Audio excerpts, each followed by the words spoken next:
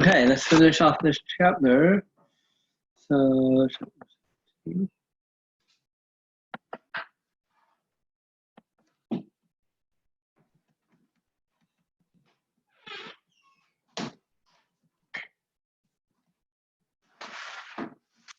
okay, the renal control electrolytes and acid-base balance. So, oops. Sure. Hello. You know you're on my screen? Okay. You're just recording, right? Yes, I am recording. Okay. So, like I said, there's a lot of blood going to the kidney. So, in addition to filtering out the blood, the renal function really is to control the electrolytes and the acid-base balance. Okay. So kidneys match electrolyte excretion to ingestion. Okay. So the amount of salt you ingest, you have to excrete. Okay. The control of sodium levels is important to blood pressure and to blood volume. The control of potassium levels is important to healthy skeletal and cardiac activity, and the aldosterone plays a big role in the Na plus and K plus balance. This is the RAA pathway, renal, renin, angiotensin, aldosterone pathway. Okay, about 90% of the filtered Na and K plus is reabsorbed early in the nephron. This is not regulated. This is again in the proximal convoluted tubule. Okay, assessment of what the body needs is made, and then the aldosterone controls additional reabsorption and secretion in the distal convoluted tubule and K plus and collecting duct.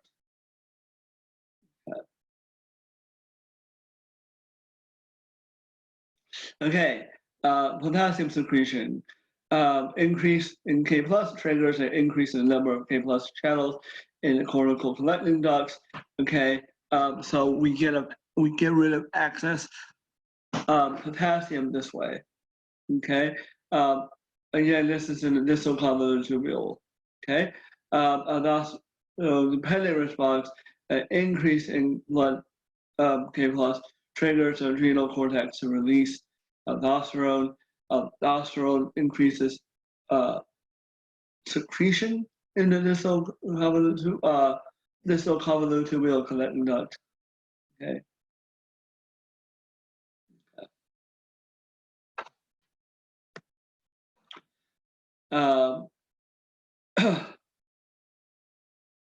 Okay, sodium and potassium. So increases in sodium absorption drive extra potassium secretion because of the K plus and A plus sodium channels. Okay, the potential that was created by sodium reabsorption. Okay.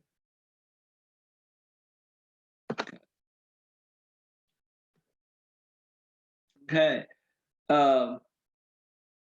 So a rise in K plus directly stimulates aldosterone in the adrenal cortex. Okay. The fall in sodium indirectly stimulates the production of aldosterone via the RAA pathway. Okay.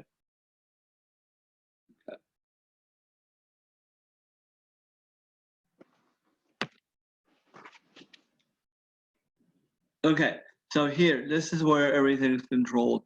Okay, this is a juxtaglomerular apparatus. Okay, this measures the amount. See how it's attached to the afferent arteriole right here? It can sense the amount of blood coming in here. Okay.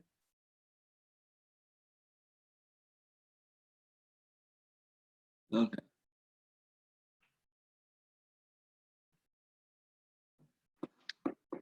Okay.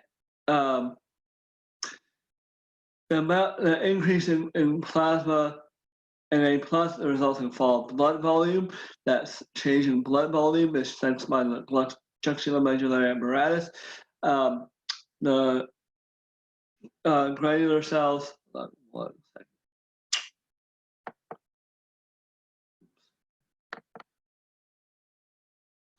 secrete renin, and renin is turned into angiotensin. Angiotensin goes and is turned into aldosterone. Okay.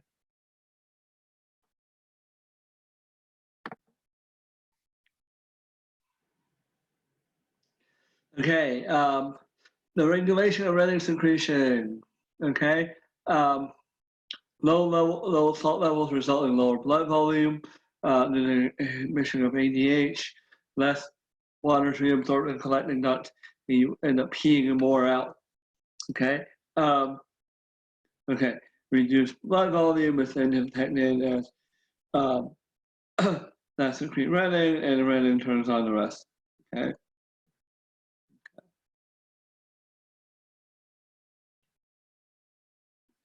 So you can see this pathway right here. Okay. Okay. The mechanisms, I'm sure you can read yourself. Okay. A and P. So now you need the opposite pathway. Okay. The one we just described increases blood volume, but you can also have too much blood volume. Too much blood volume is actually measured in the atria of the heart. Okay. Okay.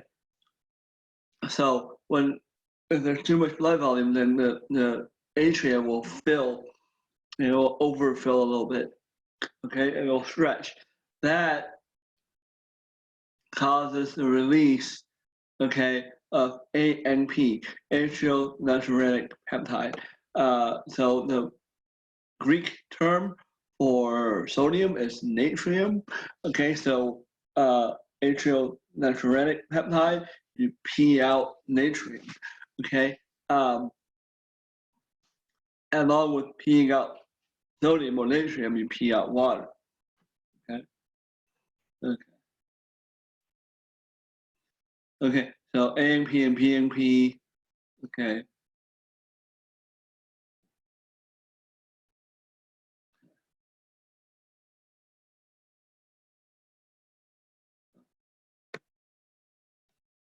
Okay. BMP does the same thing as AMP, but from the ventricles, obviously. Okay. Now, reabsorption of sodium stimulates the secretion of other positive ions, K plus and H plus heat. Okay. So to keep the balance the same, absorbing Na plus, you have to secrete other stuff. Okay, so acidosis stimulates the secretion of H plus and inhibits the secretion of K plus. So you're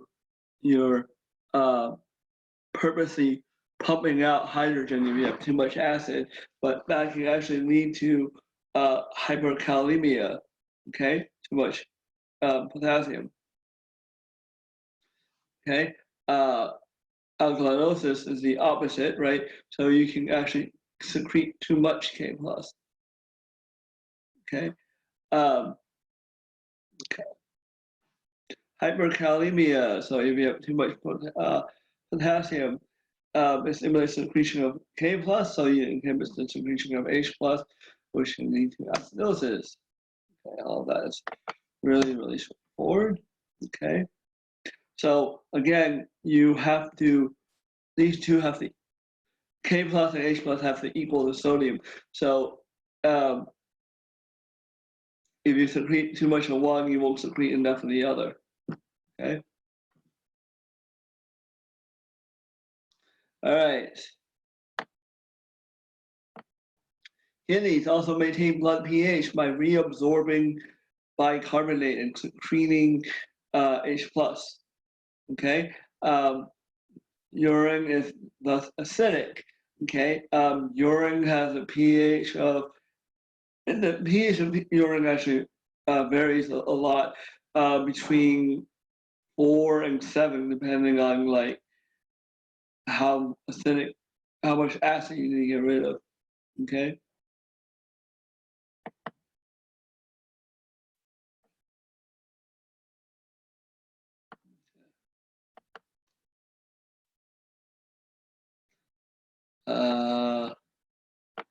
Okay.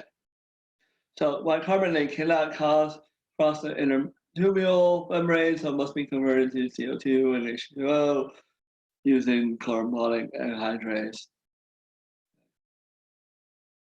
Okay. So you use the enzyme 2 times, one on each side, and you have bicarbonate. Okay.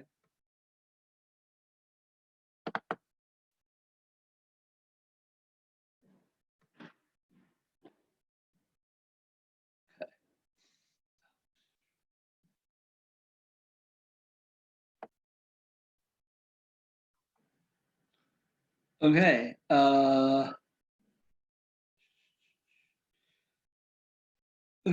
pH disturbances. So okay, that's just really simple. Okay.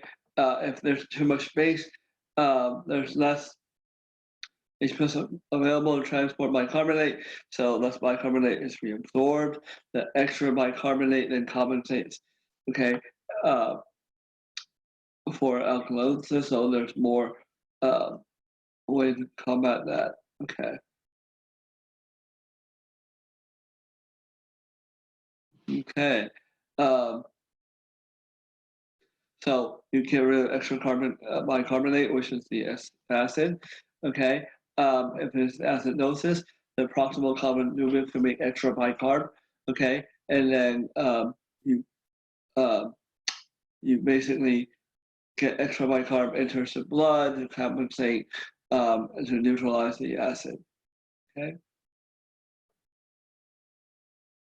Okay. The remnants of glutamine is ammonia, and ammonia stays in the urine. Ammonia is one of the things you need to get rid of in the urine anyway. Okay. All you do is lose glutamate.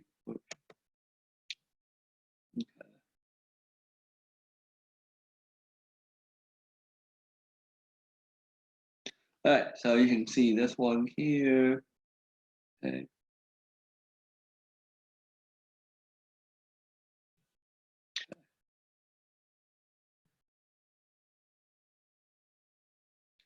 All right, nephrons cannot produce urine with pH below 4.5. Like I said, that's the acidic range of urine. Okay. So to increase H+ urine must be buffered. Okay, so phosphates and ammonia buffer the urine. Ammonia is a really strong base. Okay.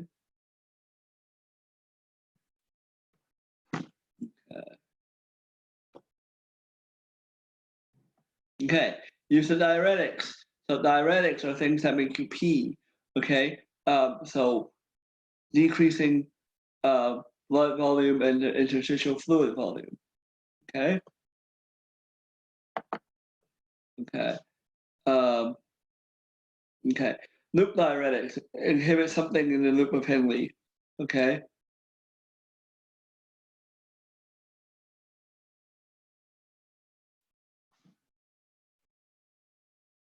Okay. Osmotic diuretics reduce reabsorption of water by adding extra solutes to the filtrate. Okay. It drives water toward the filtrate. Okay. So example, mannitol. Okay. So okay. So mannitol we actually use in there's mannitol in like sweeteners and stuff. Okay. But not a lot. Okay, so don't worry about that.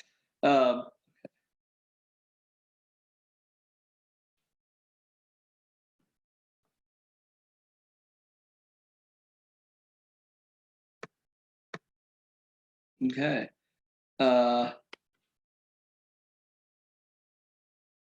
pH and insulin clearance. This is not diagnosed nephritis or renal insufficiency. Nephritis is the inflammation of nephrons, and it's usually the sign of that is a slower clearance level and or proteins in the urine. Okay.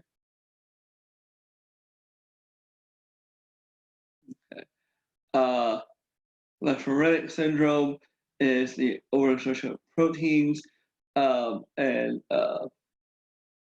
having proteins in the urine, and nephritis can also have blood in the urine.